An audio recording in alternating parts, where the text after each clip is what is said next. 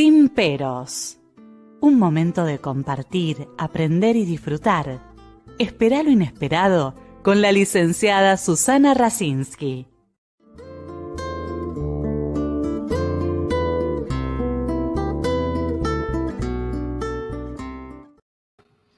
Muy buenas noches.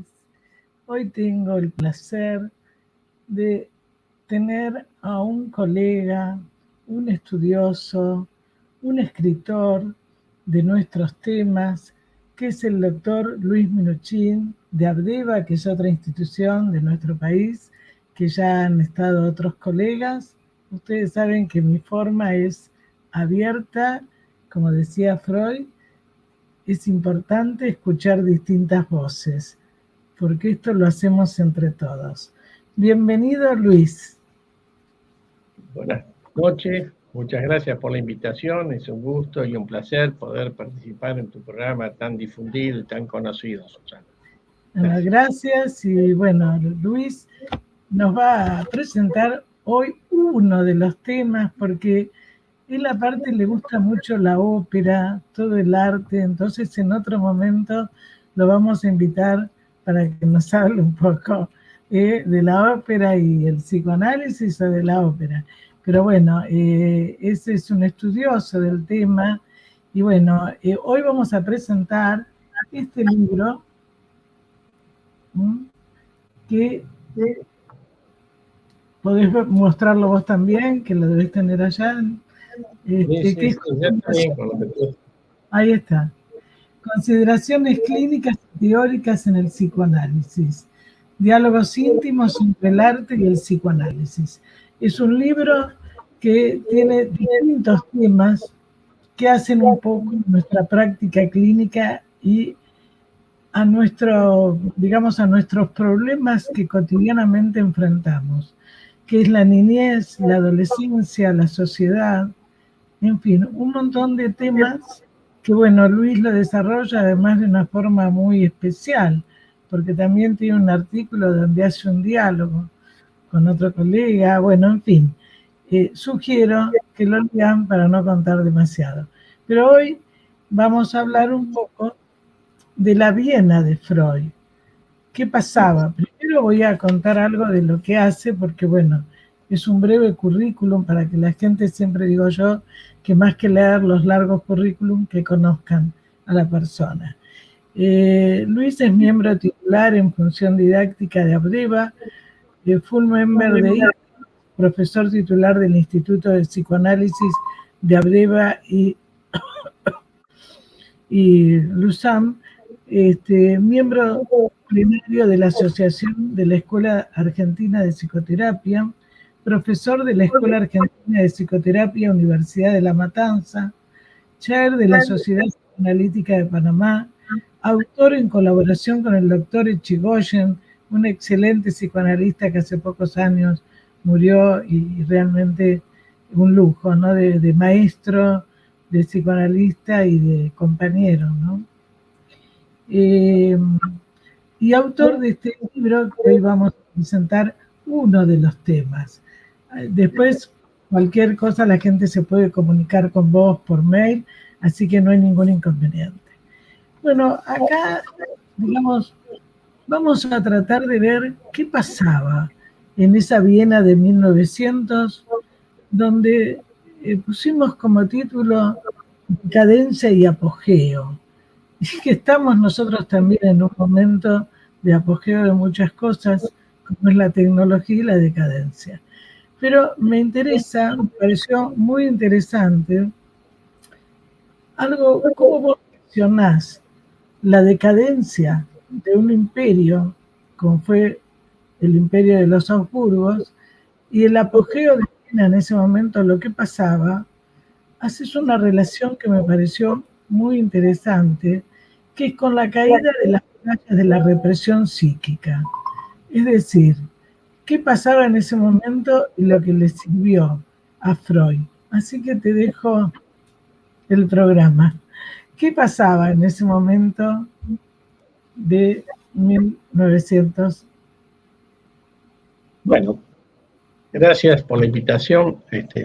Trataré correlacionar algunas de estas cosas que me parece que traté de reflejar en este artículo. No se olviden que veníamos del Imperio Austrohúngaro. Dominaba la mitad de Europa, casi hasta Asia, ¿no? Hasta llegaba a Turquía, lo que sería Irán en esos momentos, lo que es actualmente, ¿no? Después de la guerra, después del Imperio Austrohúngaro, y que ustedes recordarán, hubo todo una invasión del Imperio Otomano, lucha tuvieron con el Imperio Otomano, ya había habido división de las iglesias y todo, y los otomanos intentaron tomar e invadir Europa y llegaron hasta las puertas de Viena. Justamente en la Ringstraße, que todos ustedes conocerán, eran las murallas que rodeaban la ciudad. Voy a contar una anécdota que no está en el libro, pero creo que es interesante conocer también. Ustedes saben cuál es el origen de las medialunas. Las medialunas, todos hablamos de las croissants francesas y nos deleitamos comiéndolas, o las medialunas argentinas. Pero los guerreros del Imperio Austrohúngaro llegaron hasta las puertas justamente de Viena y no pudieron ingresar, no pudieron tomarla. Resistieron y fueron derrotados por los guerreros del Imperio Austrohúngaro. Abandonaron la lucha, justamente por eso en la Ringstraße estaba amurallada la ciudad, abandonaron y se escaparon, volvieron refugiados, habían sido derrotados. Surgió, ante la derrota y el triunfo, surge siempre la manía. Entonces, ¿qué hicieron los pasteleros vieneses? Tomaron como modelo de la bandera turca la medialuna de la bandera turca. Hicieron y comenzaron a hacer pasteles que la llamaban, tomaban la forma de la medialuna. Ese es el origen de la famosa medialuna. No es francés, no es croissant, viene de parte de los austríacos. Y de ahí perdón, Luis, pero este es Luis. A ver, por eso a mí me pareció muy interesante cuando vos haces la comparación, que es así, ¿no? O sea, cómo de alguna manera la represión, lo que tenemos contenido, ¿no? Después lo explicás si querés, pero cómo en algún momento eso estalla y cómo, ¿no? Y cómo se ve, entonces vos decís, ¿no? Aparece la manía frente a la situación, ¿no? Exactamente. Y la creatividad, porque utilizaron, ¿no? De la bandera, o sea, estas reacciones, digamos, estas defensas que tenemos adentro nuestro y que a veces en situaciones de mucho dolor, de mucho desamparo, uno no sabe cómo aparece la creatividad, ¿no? Frente a la muerte, que esto también lo tocas en el artículo, ¿no? Cómo aparece la muerte con la vida, en fin. Bueno, es interesante esto que vos decís, porque justamente la creatividad, que es parte de la carga pulsional que tenemos, cuando es transformada simbólicamente, una pérdida, un dolor, en algo que lo transforma y lo puede, nosotros llamamos elaboración, en algo nuevo, creativo para el desarrollo del sujeto. Creo que esa es una de las capacidades de la mente, quién la tiene más, quién la tiene menos, pero la posibilidad de la creatividad, yo diría que es un don envidiable, ¿no? Es decir, nosotros lo podemos crear haciendo un artículo, haciendo esta charla, viendo un libro, pero no tenemos, fíjense, ante el sufrimiento de mucha gente, lo que es la creatividad, que puede haber sido músico, la creatividad que he tenido, un escritor. Nosotros, bueno, no somos genios como estos personajes, y lo que han hecho es transformar crisis, sufrimiento, dolor, en algo nuevo, que refleja algo de ese pasado, de ese sufrimiento, pero transformado en algo humano, creativo, y sería al servicio de la humanidad. Es decir, que nos ayudes en todo eso. Y además vos trabajás en el libro, porque también tiene que ver con esto, ¿no? Cómo tenemos que escuchar cuando viene el otro, desde lo que el otro nos trae, que yo lo vengo diciendo en distintos programas, ¿no? Por ejemplo, con los adolescentes o no adolescentes, ¿no? De repente a través de un dibujo, de una pintura, en fin, de lo que fuera, de la música, de lo que, no sé, de las matemáticas, ¿no? dentro de poco tiempo, en septiembre, porque está muy ocupado, va a haber un muchacho joven científico matemático que va a hacer sus aportes a la salud. Y uno dice, las matemáticas a la salud. Bueno, a ver, digamos, poder comprender que a veces en situaciones muy extremas, porque vos acá nombrás, ahora lo vamos a ver, lo de Mahler, que dice Freud cuando llega a Estados Unidos, ¿no? En fin, pero digamos, ¿qué pasa mismo ahora, ¿no? En momentos tan difíciles como estamos viviendo, económicos, con la guerra y demás, bueno, hay situaciones muy perversas, pero también siempre hay creatividad, ¿no? Así como apareció la penicilina, aparecieron diferentes cosas en momentos de guerra, ¿no? Claro, pero por eso lo que resalto de lo que estás mencionando es que la creatividad es una capacidad del sujeto, de los sujetos. Por supuesto, yo lo que resaltaba antes es que no es la misma capacidad de creatividad que puede tener Mozart, que la que puede tener un músico contemporáneo, o la creatividad en estos escritos, que puede tener, yo mismo diría en estos escritos modestos que he hecho en este libro, a la capacidad de la creatividad que ha tenido, qué sé yo, Freud, otros autores importantes, significativos. Pero resalto el hecho que es la transformación de situaciones conflictivas, con mayor sufrimiento, con menor sufrimiento, de situaciones inconscientes de cada sujeto y que tenemos que ver en qué se puede transformar, en qué se pueden plasmar. Entonces, y acá tomo varias de estas cosas, y por eso las quiero mencionar. Por ejemplo, en una parte del artículo yo menciono, no se olviden que después de fines del 1890, principios del 1900, antes del 1900, bueno, se habían derrumbado ya todas estas murallas defensivas, como antes les comenté, ya no había imperio otomano que pudiese atacar, y era una ciudad libre. También, derribar las murallas, tirar las murallas, era como abrir, y tomaba de Freud, vos mencionaste, es decir, como las murallas de la represión. También a la represión, uno las puede derribar y tener cuestiones creativas. Siempre pensamos, como en psicoanálisis, hay una represión que es estructural, que nos frena, no podemos hacer lo que nos parece, y hay una represión que es patológica, cuando se transforma en algo ya sintomático. En fíjense, toda la cuestión surgió en Viena, y eso quiero mencionarla, no como en ese tiempo, y ya después de haber transitado la guerra, de haber transitado una crisis financiera monumental, en 1873 se había hecho la Exposición Universal para llamar la atención del mundo, cómo estaba desarrollado bien, y a los 9 días de inaugurado hubo un terrible crash financiero.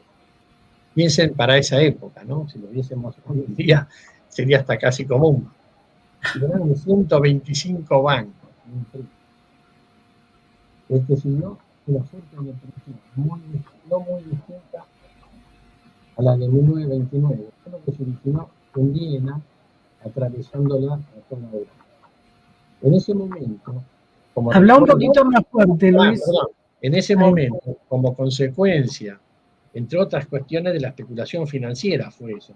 Fue un crack, pero fenomenal. Nosotros ya con tanta distancia no tenemos ni idea de eso. Que se realizó después de la construcción de monumentales construcciones que todos ustedes conocerán, habiendo visitado. Y en esa época, en ese mismo momento, había esta cuestión por ese lado, se habían estrenado, yo comento, El Murciélago de Johann Strauss hijo, y la ciudad era una gran opereta. Entonces estaba crisis, sufrimiento, y por otra parte, la opereta con grandes salones, bailes, máscaras. Entonces resaltamos lo que vos mencionabas antes, celebración y decadencia juntos nuevamente. ¿Cómo son pares que se van dando? Vos lo mencionabas esto en relación a la situación de nuestro país y parte del mundo también, con toda la guerra que estamos viendo en este momento entre Rusia y Ucrania, o las transformaciones que el planeta. Yo les quiero comentar algunas de las cosas para que ustedes recuerden, que las deben conocer, de la situación de lo que estaba, ustedes piensen en el Imperio Austrohúngaro. El emperador Francisco José, ustedes conocerán, se había casado con Isabel de Baviera. Ella Cuando murió, lees, perdona, cuando lees, habla un poquito más fuerte porque se te va un poco la voz. Bueno, no, se ve que doy vuelta a la cabeza y No, está. Les quería comentar que sí, la emperatriz, ella había muerto asesinada en un atentado anarquista en Ginebra en 1898. Fíjense todas las cosas que venían atravesando el emperador. A eso se sumó, que deben conocer, el suicidio de su hijo Rodolfo, que era su sucesor en Meyerling en 1889. Y de vuelta, fíjense, ubicamos, como Freud lo hizo, la dupla sexualidad y muerte. Francisco José, el emperador, tuvo severos conflictos conyugales y paternales. En estas circunstancias, donde no era entonces el señor de su propia casa, no era ya el rey con todo el pueblo, pudo haber ayudado a Freud a plantear la idea de que el yo no reina como señor en su propio dominio. ¿Qué nos dice? Nosotros no somos reyes de nosotros, no podemos hacer lo que nos parece. Bueno, ¿no? eso fue lo que le costó tanto, que Freud lo dice y vos lo ponés muy bien, como a él le costó romper el narcisismo y la omnipotencia de que todos podíamos. Que ahí escribe cuando llega a Estados Unidos, ¿no es cierto? Y habla con Juni Conferency, decí vos lo que...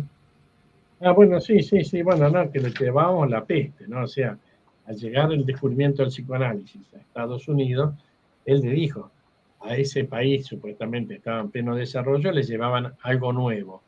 Y era conocer el sufrimiento y conocer el inconsciente, que uno no hace lo que quiere y puede, sino que hace cuestiones expresadas simbólicamente del inconsciente que todos poseemos. Por eso le dijo, le llevamos la peste. Pero fíjense, de vuelta, la peste, enfermedad y cura. Les llevaba el conflicto para que tuviesen conciencia y les llevaba la solución, un tratamiento psicoanalítico.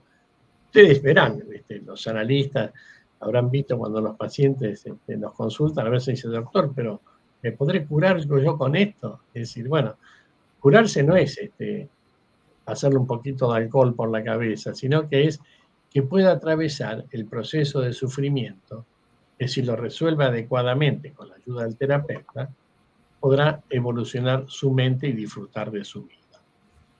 Y es lo que a nosotros nos pasa y pasa en cualquier consulta médica cuando vamos a buscar la ayuda al médico. El médico no dice, bueno, yo le doy esto y usted se curó. No, el médico nos da esa medicación. Pero también tenemos que tomarla, seguir las indicaciones que nos dicen, tener las privaciones del caso. Es decir, hay toda una transformación y aceptación de la omnipotencia que cae, porque realmente no somos los dueños del mundo, ni siquiera los dueños de nosotros mismos. Pero sí tenemos una condición que tomamos de esto de Viena. Puede haber crisis, podemos tener sufrimientos, podemos tener pérdidas, pero también podemos rehabilitarnos, reconstruirnos. Volvemos al modelo de Viena. Destruida con la crisis, con la muerte del emperador y con todo, con toda la decadencia, pudo surgir, bueno, digamos, Freud, con su teoría, pero no solamente Freud, recuerden, la cantidad de escritores, poetas, intelectuales de esa época. Yo menciono acá Karl Kraus, ¿se acuerdan del periódico de Fackel? Robert Musil, Elías Canetti, que habrán leído, Wittgenstein, Robert Ross, Arthur Schomburg, con las pinturas. Es decir, fíjense, en plena pérdida del imperio, todas las transformaciones que se fueron dando y creaciones en las distintas disciplinas. Eso, tomándolo como recuerdo y modelo, también nos permite atravesar las crisis, ¿no? Las crisis actuales que estamos pasando, las crisis del mundo, como que siempre hay posibilidades de recuperación y de reelaboración de las situaciones difíciles. Bueno, creo que ese es un mensaje muy bueno para la audiencia. Vos sabés que hay gente, colega, que no se escucha y hay gente que no es psicoanalista, pero yo creo que es muy importante porque en medio de la decadencia de este imperio, como vos decías, no solo intelectuales, ¿no? Sino también como Brahms, como como Mahler, es decir, donde la muerte, ¿no? Así con el Requiem o lo mismo, digamos, con la música de Mahler, le sirvió a él en medio de toda una crisis personal poder expresarlo, ¿no? Y Freud también, cuando se le murió un hijo, cuando se le murieron los hermanos, en fin, un montón de situaciones muy dolorosas, bueno, lo ayudaron a desarrollar muchos de los temas, ¿no es cierto?, que nosotros seguimos viendo, y aún en este momento que también se está empleando la teoría por todas las situaciones que vivimos en este mundo contemporáneo, como todo el tema de las sexualidades, todo digamos, el tema de la incorporación de la tecnología, ¿no es cierto? O sea, un montón de cosas que hace que nosotros sigamos descubriendo y pudiendo, digamos, ayudar a la gente. El tema es que a veces no nos quieren escuchar porque no aceptan una herida en el narcisismo, ¿no? Exactamente, es saber y poder reconocer, cuando vos decís narcisismo, que no somos todo, ni sabemos todo, que apenas somos una partícula en este mundo y que necesitamos de los otros. En psicoanálisis lo llamamos el objeto. Para un paciente puede ser el analista, que le ayude a pensar diferente, a ver algo distinto. Y quisiera resaltar algo que vos dijiste porque también tiene actualidad. También como en esa época vos mencionaste que Brahms escribió el Requiem alemán, tomó como tema principal la idea de que en el cielo de la vida estamos rodeados de la muerte. Quiero mencionar lo que vos mencionaste justamente de Mahler, que en esa época escribió canciones sobre la muerte de un niño, quien era su propio hijo, y una sinfonía que la llamó Resurrección. Justamente esta sinfonía Resurrección es la que están dando en este momento en el Teatro Colón, la están dándola en la sociedad rural como primera actividad del Teatro Colón. ¿Por qué la dan? Porque justamente la idea de las autoridades del Teatro Colón, la resurrección es el homenaje a los 40 años que pasaron desde la dictadura militar, desde que se terminó la dictadura militar.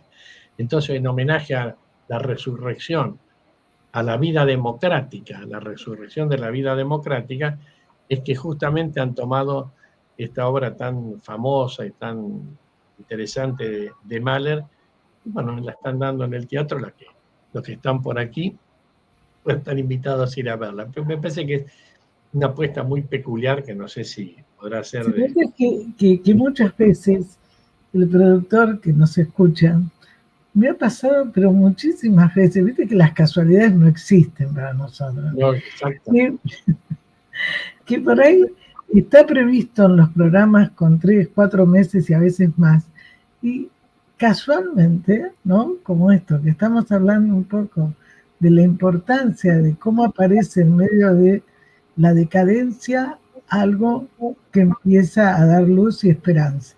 Y justamente ahora lo que vos decís, si yo lo había leído, ¿no? Que justamente en este momento lo están dando. Bueno, sí. Mahler con Freud tuvo una relación. ¿Querés explicar algo? Te puedo contar, si te parece, que es muy interesante, porque fue paciente. Sí, bueno, por supuesto. Por eso quería contar la relación entre Mahler con Freud. En el verano de 1910 se desata en Italia una epidemia de cólera. Fíjense que, digamos, coronavirus en este momento, se pasó la peste bubónica, epidemia de cólera en ese momento, 1910. Pero, no obstante eso, Freud se tomó sus vacaciones en Roma y Sicilia. En los momentos previos a ese viaje, estando en Holanda con sus hijos, recibe un telegrama de un personaje vienés que necesitaba ayuda. ¿Quién era este personaje? Gustav Mahler. Nombre muy conocido en la Viena de esa época. Concertan una cita, no sin dificultades. A este telegrama de Mahler que le envió desde el Tirol, le sucede otro cancelando la cita, luego otro para reconcertarla, seguido de una nueva cancelación. Entonces ya los analistas se van haciendo cuenta, haciendo un diagnóstico de este famoso músico en relación con su obsesividad o sus dudas obsesivas. Voy, no voy, voy, no voy. Y también mucho del público que tenés, si no es analista, Y nosotros mismos lo padecemos, voy o no voy, hacemos o no hacemos. Entonces cuenta Jones, que es un biógrafo de Freud, y esto le pasó 3 veces, esta situación con Mahler, hasta que se pudo concretar esa cita. Al final se encuentran, ¿en dónde? En Holanda, en Leiden, en la ciudad de Leiden, que ustedes conocerán, es una ciudad universitaria muy, muy famosa. Pero Leiden, casualmente, en alemán quiere decir sufrimiento. Fíjense lo simbólico del lugar del encuentro. Mahler había sostenido que su música era el resultado de mis experiencias y sufrimientos. Ese es el tipo de coincidencia que Freud había señalado en la psicopatología de la vida cotidiana como funcionamiento del inconsciente. Supongo que Freud, por azar inconsciente, eligió, entre comillas, diría, la ciudad del sufrimiento, para dar cuenta. Allí tuvieron un famoso encuentro, paseando toda una tarde por la vieja ciudad universitaria, casi condensando un análisis en una sesión prolongada de todo un día en una charla que tuvieron, que está descrita por ahí.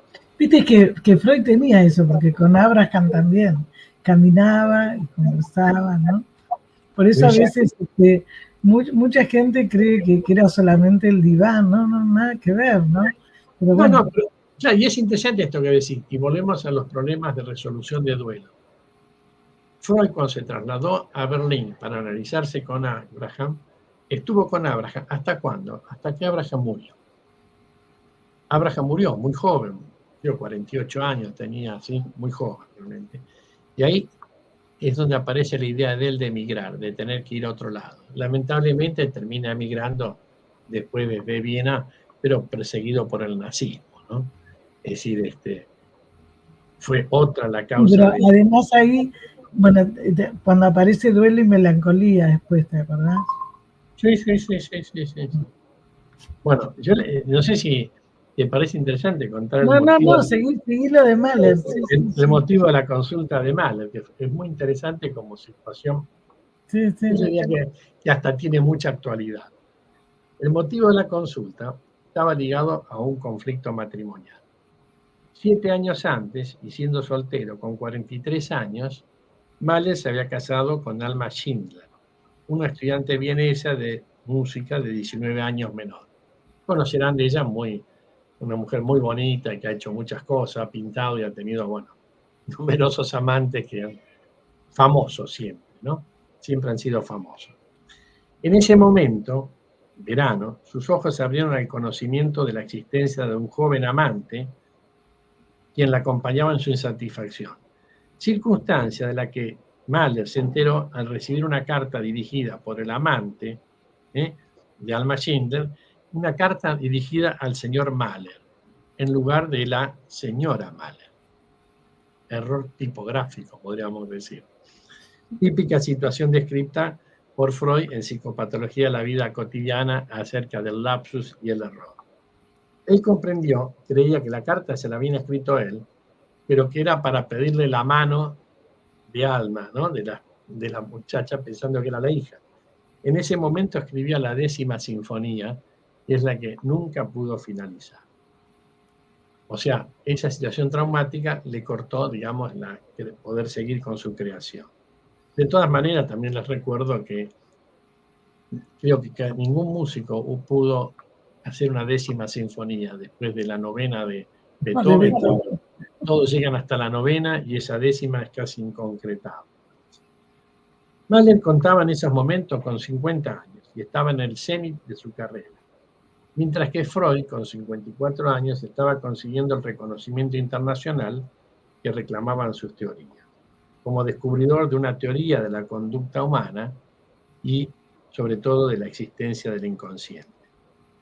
Freud interpretó en esa caminata de un par de horas por el parque la búsqueda de una mujer que se pareciera a su madre, mientras que la situación de Alma tenía que ver con la búsqueda de un hombre importante como él, reflejo probablemente de su fijación edípica, que es lo que le dije, que después la mujer Alma tuvo con varios amantes, artistas famosos, importantes, siempre buscando una personalidad significativa que podría estar representando la madre, el padre.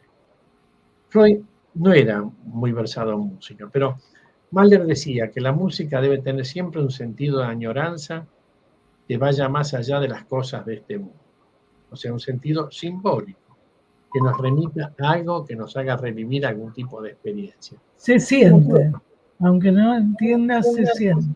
Claro, Que esto es muy importante porque rescata, ¿no es cierto?, que para nosotros, por lo menos para algunos de nosotros, que es muy importante la percepción, que es lo que el niño tiene de comienzo y después se lo tapa. Y cuando uno tiene en cuenta la percepción, la sensación, descubre un montón. Y eso está a veces muy escindido, muy, no me sale la palabra de Lacan, muy... privado, no sé. Sí, muy, bueno, como algo, digamos, que está, pero que no aparece, ¿no? Forcluido. Entonces, el tema es cómo a veces en un proceso terapéutico podemos lograr que vuelva a aparecer lo que percibe la persona, que a veces justamente se tapa porque como lo que percibió era muy doloroso, trata de escindirlo. Y entonces acá justamente, ¿no?, lo que nosotros vemos como a través de la música, del arte en general, ¿no?, aunque uno no entienda de la pintura, pero algo que te impacta, no te impacta, lo sentís a la música, es así. Bueno, esto que vos decís, y lo tomaría también, desde el psicoanálisis relacionado con el arte y con la vida, es que en nuestra estructuración, bueno, como todos los colegas analistas que pueden ver tu programa, está basado en la estructuración del complejo de Edipo, que queda reprimido. La vida es la transformación, pero reprimido no en el sentido patológico, sino reprimido en el sentido estructural.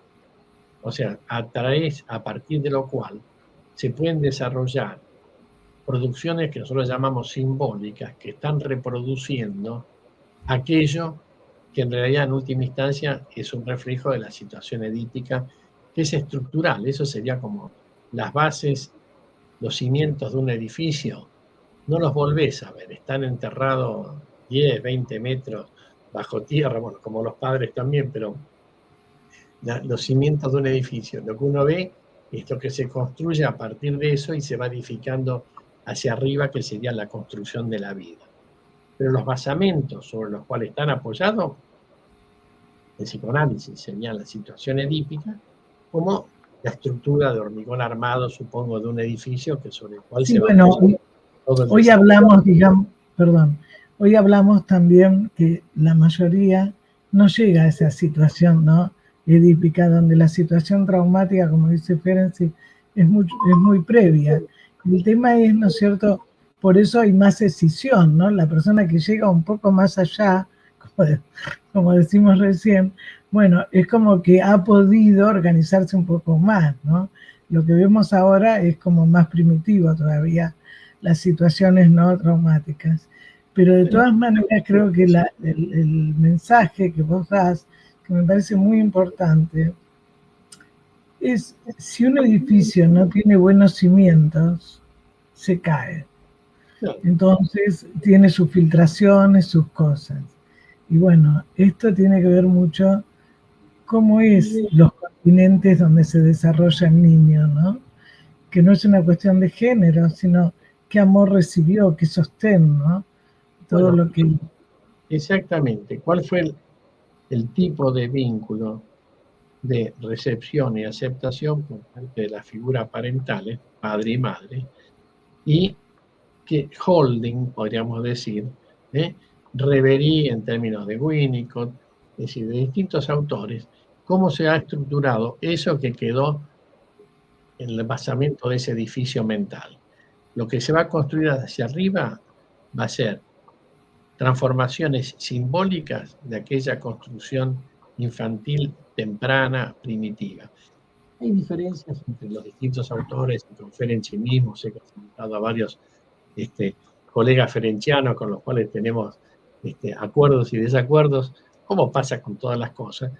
La diferencia base es, todos van a tomar la idea del Edipo. La diferencia que van a plantear es en qué momento se constituyó, cuán tempranamente, tardíamente, cuáles fueron los elementos de los cuales se fueron transformando a partir de esa situación edípica. Podemos pasar desde el Edipo tardío de Freud, para los analistas que lo conocen. Pero creo que lo importante, ¿no?, es que todas esas discusiones que tenemos entre nosotros, creo que ese es un mensaje que me parece importante para los que nos escuchan, que al paciente no le interesa eso. Lo que le interesa, no le interesa si es una metonimia, una metáfora, o si es el primer momento del trauma o el segundo. Lo que le interesa es que puede salir, que es un proceso y que tiene que tener tolerancia a eso. Bueno, justamente lo que tratamos de transmitir es que eso que hablamos nosotros, que intercambiamos, son teorías. La teoría no es para la mente del paciente. La teoría sería, vuelvo a la construcción, y hay que poner ladrillos, se precisa ladrillo, cal, cemento, eso es la teoría. La cuestión es cómo se hace esa mezcla, cómo se ponen esos ladrillos, cómo se pone el hormigón armado. O sea, si la teoría es más temprana, más tardía, no hace al caso, sino que es cuáles son las transformaciones que la mente le permite hacer a ese sujeto de esas situaciones tempranas vividas que quedaron reprimidas, estructurando el inconsciente del sujeto, que no son patológicas, vuelvo a decir, son estructurales como las bases de un edificio. Y a partir de eso, qué transformaciones simbólicas, y ahí va a estar dada la creatividad de cada sujeto para poder expresar eso temprano, primitivo, a través de algo que puede ser el arte, las letras, la música, la creación, la política bien llevado, ¿no? Es decir, lo que fuese. Es decir, tal vez muchas de todas estas cosas se van a tener que expresar, tomándolo esto de Freud, según la zona erógena que predominó en el conflicto de ese sujeto, en ese desarrollo de su etapa edípica. Y en base a eso será el desarrollo. Y de esto quiero mencionar, no sé cuánto tiempo más tenemos, porque quiero mencionar tenemos. Toda la situación de los duelos. Es decir, que la vida es una permanente situación de desarrollo de duelos. ¿Qué quiere decir? Cada vez que ganamos algo, perdemos algo nuevo. Y la elaboración de eso que llamamos duelo o la transformación implica la posibilidad de crecimiento, pero también aceptando eso que se perdió. Yo siempre tomo este ejemplo con mis pacientes adolescentes, que es con lo que yo trabajo, adultos y adolescentes, pero con las adolescentes, que cuando empiezan a crecer, pierden el mundo de fantasía infantil o puberal que tenían. Yo se los muestro a veces con algo gráfico. Ese pantalón que le gustaba tanto, que lo usaba siempre, que no se lo quería sacar, ya no le entra, le quedó cortito porque creció. Esas zapatillas con las que corría y hacía gimnasia y le encantaba, ya no las puede usar porque le creció el pie. Entonces ya esas zapatillas tan lindas que tenía, las tiene que perder, las tiene que dejar, porque ya el pie no le entra en esas zapatillas. Esos son procesos de duelo, de poder aceptar que al crecer perdemos cosas, pero transformamos en que tendrá nuevo potencial con nuevas zapatillas para poder seguir desarrollando. Es sumamente importante lo que decís en un momento que en nuestro país, como en otros, no se admiten los duelos. O sea que murieron 130.000 personas con el COVID, de lo cual ya no se habla. O lo mismo cuando vos decís que se está haciendo en este momento la obra de Mahler, ¿no? Porque recuperamos la democracia. Entonces el tema que me haces pensar, porque hoy actualmente tenemos problemas muy serios con respecto también a las neosexualidades, donde se confunde y donde el joven que pasa por un momento de duelo, como decimos, de repente se enarbola lo mejor de una sexualidad cuando todavía no hizo el duelo, y a veces hace una operación de cambio de sexo por no admitir este proceso, que es un proceso que después elija lo que desea, lo que le parece mejor, pero que la familia o los que están con él lo acompañen en ese proceso, no que se obture con una operación, con una cirugía, porque es lo mismo que cuando una persona se hace cirugías estéticas, ¿no? Cambiando y no cambia de adentro, o sea, es todo un conjunto, un proceso, ¿no? Entonces, por eso me parece muy importante, porque el duelo implica un proceso, aceptar la pérdida, porque justamente cuando no se acepta, se sigue sustituyendo en parejas, en sexualidad, en diferentes situaciones, ¿no? Sí. Entonces, justamente, bueno, es otra de las artículos que Freud escribió, tomó mucho Melanie Klein, el duelo y su relación con los estados maníacos depresivos, duelo y melancolía. Freud lo planteó ya inicialmente en eso, es decir, de la resolución siempre tenemos y tendremos pérdidas. La vida es un desarrollo que permanente tenemos pérdidas. Antes decía el crecimiento con los zapatos, con los pantalones, con los padres. Es decir, toda la vida, es decir, sin pérdidas no hay crecimiento. O sea, tenemos que perder el colegio primario para pasar al secundario. Y tenemos que perder el secundario y los compañeros del secundario para ingresar a la universidad.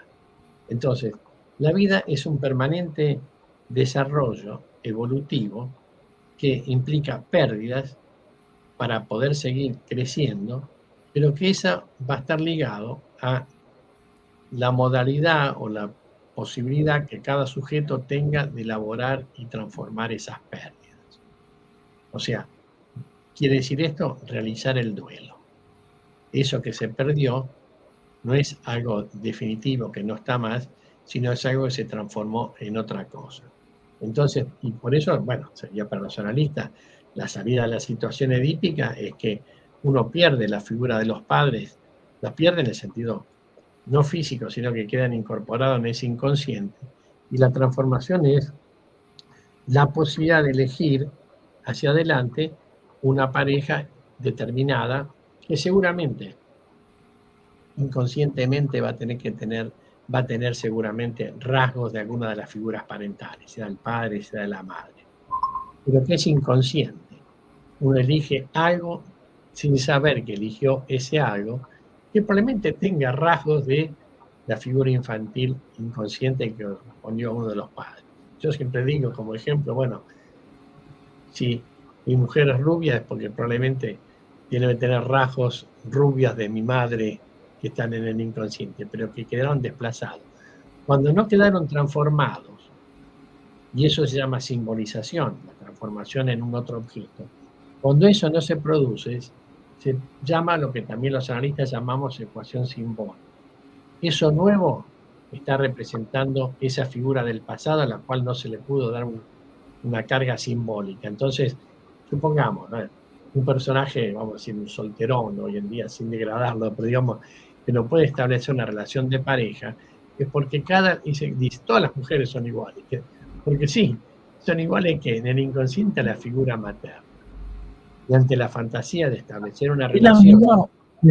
Es lo mismo cuando se dice que todos los hombres son iguales. Bueno, sí, en ese sentido, yo creo que estarás avivada que anatómicamente son iguales, la conformación, pero justamente son iguales a la figura primitiva, y la figura primitiva es la figura paterna.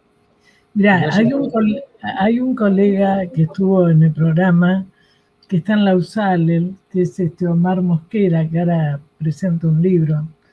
Él habla del super yo, y él dice, ¿no?, que de acuerdo a la relación con la madre, es la elección de los hombres, ¿no? ¿Qué significa esto en la mujer? Porque cuando muchas veces, tanto el hombre como la mujer, bueno, todos me tocan a mí, viste que mala suerte, son todos iguales o son todas iguales.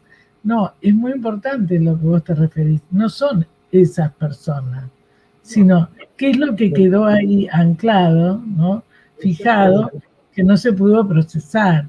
Entonces, uno le proyecta y le pone a ese otro personaje. Entonces todos son iguales, todos son diferentes. Y yo en esta cuestión de las elecciones, yo tomaría una frase que siempre cito de Oscar Wilde. ¿No? Oscar Wilde dijo en un momento que aquellas personas que se vuelven a casar, ¿no?, como segundo matrimonio, digamos, es el triunfo de la esperanza por sobre la experiencia. Está muy bueno. Es decir, la experiencia, si uno quedó fijado en la experiencia, todo va a ser igual. Y la esperanza es aquel don, aquella expectativa del yo, de que algo diferente se puede construir. Y volviendo a esto, nos lleva también a lo que vos decías en muchas ocasiones, en nuestro país, en los países, en el mundo, ¿no? Tenemos la esperanza de que las cosas puedan cambiar, mejorar, ¿no? Tuvimos la experiencia de situaciones traumáticas, pero cuando mantenemos la fe y la confianza en el espíritu humano, en los sujetos, en los individuos, con amor y con odio. Es decir, los individuos también tienen impulsos destructivos e impulsos constructivos.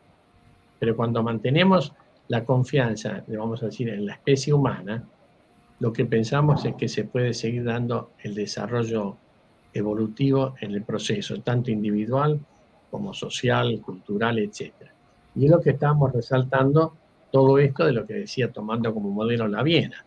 Viena, con todas las situaciones traumáticas, con todas las cosas acontecidas allí, pudieron surgir y seguir creando músicos, escritores, poetas, científicos, a pesar de toda la guerra, la destrucción, la pérdida del imperio, ¿no? Con toda la historia paterna que yo les contaba en relación a Francisco José, tomándolo como el emperador como modelo, digamos, simbólico. Bueno, vos ahí recordás, ¿no es cierto?, lo que decía Freud, con 70 años, en 1926, que era ignorado por el mundo académico vienés, pero a su vez era felicitado por los intelectuales del mundo.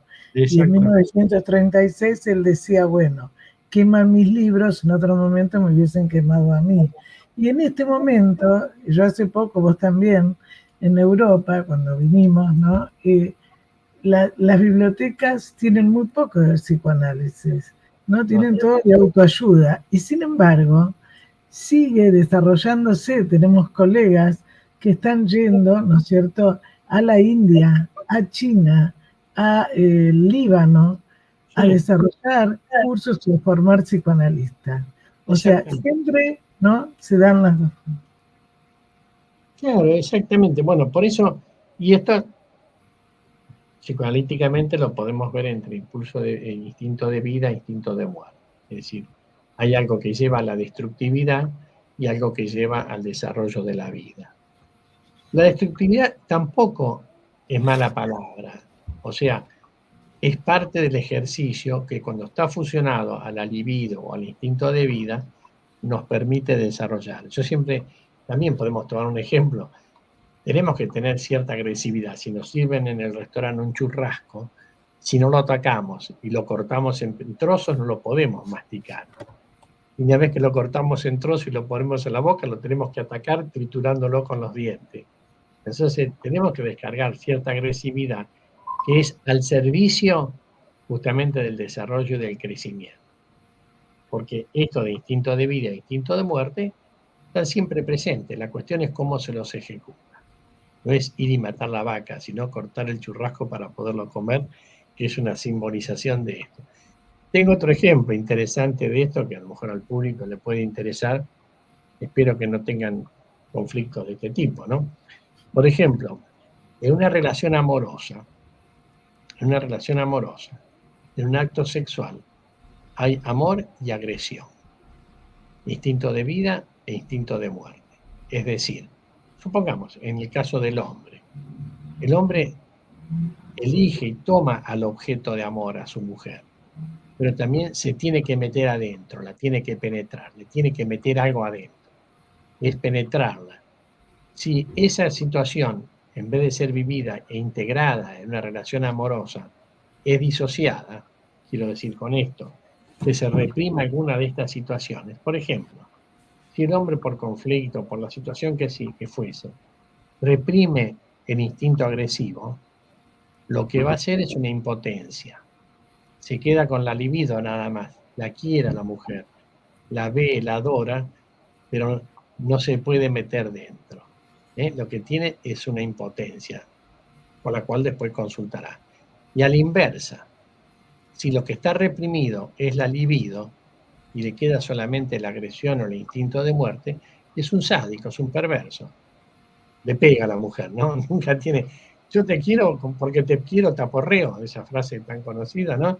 Es decir, lo que hace en el acto amoroso es pegarle, castigarlo a la mujer, sin poderle transmitir el amor que puede sentir por ella. Por eso, estas dos cosas, estos dos aspectos, tanto libido como agresión, tienen que estar unidos y fusionados. El ejemplo de ello lo tomaba la sexualidad, pero para cualquier, decía antes con el churrasco, para cualquier cosa que tenemos que cocinar, tenemos que romperlo, cortarlo. Tenés que atacar a ese objeto para después, por cariño, cocinar. El tema es, me hiciste pensar, como hacemos siempre, asociamos, ¿qué pasa con los niños ahora cuando se portan, entre comillas, mal? Cuando se descargan, ¿no?, con su cuerpo y con acciones, y lo tapan con la medicación, porque bueno, la familia no lo tolera, ¿no? Es todo un tema donde se tapa justamente lo que está apareciendo como síntoma, que algo significa. Entonces creo que vos has dicho, es muy importante para que la gente entienda que van juntos. El tema es cuando no van juntos, ¿no? Cuando uno de esos aspectos está reprimido, el que fuese, pero en todos los actos de la vida. Entonces, en todos los actos de la vida, fíjense, yo siempre digo, nosotros amamos, por lo menos yo creo que todos, amamos y queremos a los libros. Entonces tenemos un libro y lo cuidamos. Pero también lo tenemos que atacar. Nos gustó tal párrafo, lo subrayamos, lo marcamos, le doblamos la hoja para saber dónde quedó eso que nos gustó. Es decir, le marcamos con el marcador. Lo estamos atacando, estamos dañando esa hoja. Pero está fusionado al deseo del conocimiento, sería la libido. Entonces vamos guardando ambas cosas, las vamos descargando. No es que arrancamos una hoja que no nos gustó, sino que la cuestión es poder fusionar ambas cargas funcionales sobre el objeto del caso, ¿no? Bueno, yo voy a anunciar el próximo programa y te dejo el cierre del programa con lo que vos quieras. Te agradezco muchísimo y bueno, ya volverás a estar en el programa. El próximo programa vamos a hablar el psicólogo forense y las problemáticas actuales con la licenciada Silvia Castelao, que es de la Suprema Corte de Justicia, y cómo interviene un psicólogo forense con todo lo que nos está pasando. Bueno, muchísimas gracias, Luis. Y bueno, cerrar el programa con lo que vos quieras y vuelvo a agradecerte y estás invitado, por supuesto, para otra vez. No, ya te agradezco por haberme invitado y si de esto le resulta de interés y va a ser muy lindo, ¿no? Es decir, les quiero decir, y vos creo que vos lo mencionaste, ¿no? También parte de esto tomaría las vicisitudes de Freud, que a pesar de ser, de todo lo que nos dio, ¿no?, todo el descubrimiento del inconsciente, toda la disciplina del psicoanálisis, como en una sociedad que no tenía de comprender por estructuras sociales y políticas, fue perseguido por judíos. ¿No? Es decir, el antisemitismo prevalente en ese momento en Viena, lo perseguían, y les recuerdo, ¿no?, que Freud tuvo que escaparse ya con el nazismo, ya no perseguido por antisemitismo, ya con el nazismo instalado en Viena, escaparse y salir, casi lo llevaron, ¿no? Lo sacaron para poderse salvar, que fue vivir a Inglaterra. Sí, Luis Salomé que lo ayudó. Uh-huh. Exactamente. Esto fue después de habían detenido a la hija, y bueno, y estas historias se dan, y ¿saben qué? Se siguen dando en algunos lugares todavía, que lo podemos llamar discriminación, que puede ser no en relación al judaísmo, al color de piel, a la edad, a lo que fuese, ¿no? Bueno, la situación de eso tiene que ver con el narcisismo, no todos somos iguales, y poder aceptar y entender las diferencias, las múltiples diferencias de personas, de individuos, raciales, colores, etcétera, etcétera, ¿no? Y eso nos enriquece. Sería que tenemos una paleta de colores, de emociones y de sentimientos lo más amplia posible. Bueno. Muchísimas gracias. Gracias a vos por la invitación y fue un abrazo. Espero que les sirva. Gracias, hasta luego. Chao, hasta luego. Gracias.